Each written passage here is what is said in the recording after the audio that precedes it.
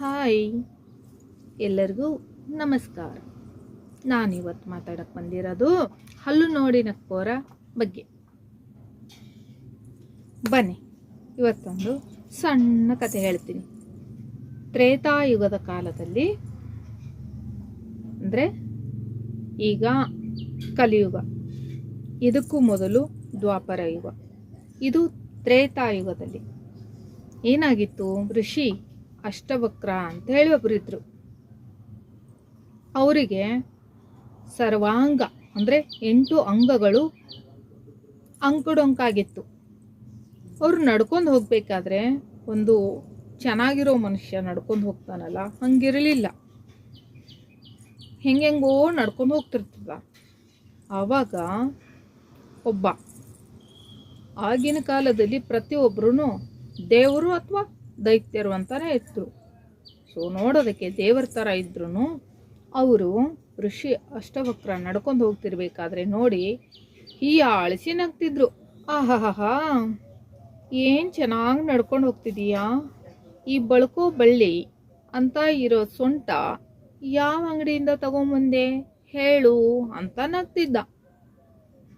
ಮತ್ತೆ ನಿನ್ನ ಈ ಸೌಂದರ್ಯ, ಈ ಮೈಮಾಟ, ಇದನ್ನೆಲ್ಲ ನೋಡಿ ಇಂದ್ರನ ಆಸ್ಥಾನದಲ್ಲಿರುವ ಎಲ್ಲ ಅಪ್ಸರೆಯರು ನೋಡಿ ನಾಚ್ಕೊಳ್ತಾರೆ. ಹಂಗಿದೆ ನಿನ್ನ ಸೌಂದರ್ಯ, ಹಂಗಿದೆ ನಿನ್ನ ನಡಿಗೆ, ಯಾವ ಅಂಗಡಿಯಿಂದ ತಗೊಂಬಂದೆ ನನಗೂ ಹೇಳು ಅಂತ ಹೀಯಾಳಿಸಿ ನಗ್ತಾನೆ. ಅದಕ್ಕೆ ಋಷಿ ಅಷ್ಟವಕ್ರ ಹೇಳ್ತಾನೆ, ನಿನ್ನ ಸುಂದರ ಮೈಮಾಟ ಇದೆಯಲ್ಲ, ಇದನ್ನು ನೋಡಿ ನಿನಗೆ ಎಷ್ಟು ಅಹಂಕಾರ ಇದೆಯಲ್ಲ, ಈ ಅಹಂಕಾರ ನೀನು ಚೆನ್ನಾಗಿದೆಯಾ ನೋಡೋದಕ್ಕೆ ಅಂತ ಇದು ಬಂದಿದೆ ನಿನಗೆ. ನಿನ್ನ ಸುಂದರ ಮೈಮಾಟ ಕೊಟ್ಟಿರೋದು ದೇವರು, ನನಗೂ ಕೂಡ ಇದು ಕೊಟ್ಟಿರೋದು ದೇವರು. ನೀನು ದೇವರಿಗೆ ಕೇಳು. ಋಷಿ ಅಷ್ಟವಕ್ರ ಅವರಿಗೆ ಕೋಪ ಬಂದು, ನನ್ನನ್ನು ನೋಡಿ ನೀನು ಆಡ್ಕೊಂಡಿದೀಯಲ್ಲ, ನಿನಗೆ ನಾನು ಅಷ್ಟವಕ್ರ ಇದ್ದರೆ ನೀನು ಷಟ್ವಕ್ರನಾಗಿ ಭೂಮಿ ಮೇಲೆ ಒಂದು ಹಾವಾಗಿ ಬಿದ್ದಿರು ಅಂತ ಅನ್ಕೊಂಡದ ಥರ ಒಂದು ದೊಡ್ಡ ಹಾವಾಗಿ ಬಿದ್ದಿರ್ತಾನೆ ಅವನು. ಆ ಥರ ಋಷಿ ಅಷ್ಟವಕ್ರ ಅವರು ಶಾಪ ಹಾಕ್ತಾರೆ.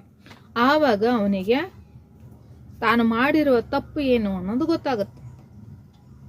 ಋಷಿ ಅಷ್ಟವಕ್ರ ಹೇಳ್ತಾರೆ, ಒಬ್ಬರ ಅಂಗಾಂಗವನ್ನು ನೋಡಿ ಹೀಯಾಳಿಸಿ ನಗೋದಿದೆಯಲ್ಲ, ಅದು ಆ ಮನುಷ್ಯನಿಗೆ ಎಷ್ಟು ನೋವು ಕೊಡುತ್ತ, ಮಾನಸಿಕವಾಗಿ ಆ ಮನುಷ್ಯ ಎಷ್ಟು ನೊಂದ್ಕೋತಾನ ಅನ್ನೋದು ತೋರಿಸುತ್ತೆ. ಸೊ ಕ್ಷಮೆ ಕೇಳ್ತಾನ ಅವನು. ಆಮೇಲೆ ಕ್ಷಮೆ ಕೇಳಿದಾಗ ಆಯ್ತಪ್ಪ, ಯಾಕಂದರೆ ಋಷಿ ಮುನಿಗಳು ಬೇಗ ಕರಗ್ತಾರೆ ಕೂಡ.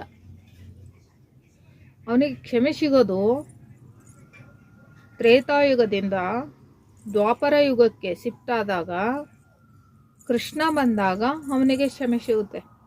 ಅಲ್ಲಿವರೆಗೂ ಹಾವಾಗಿ ಬಿದ್ದಿರ್ತಾನೆ.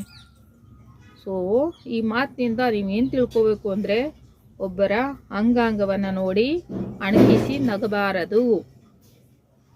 ಹಲ್ಲು ಹಂಗಿದೆ, ಕಣ್ಣು ಹಿಂಗಿದೆ, ಮೂಗು ಹಿಂಗಿದೆ, ಕಲರ್ ಹಂಗಿದೆ ಅಂತ ನಗ್ತಿರಲ್ಲ, ಇದಕ್ಕೆಲ್ಲ ನಿಮಗೂ ಆ ಥರ ಶಿಕ್ಷೆ ಸಿಕ್ಕೇ ಸಿಗುತ್ತೆ. Okay, thank you.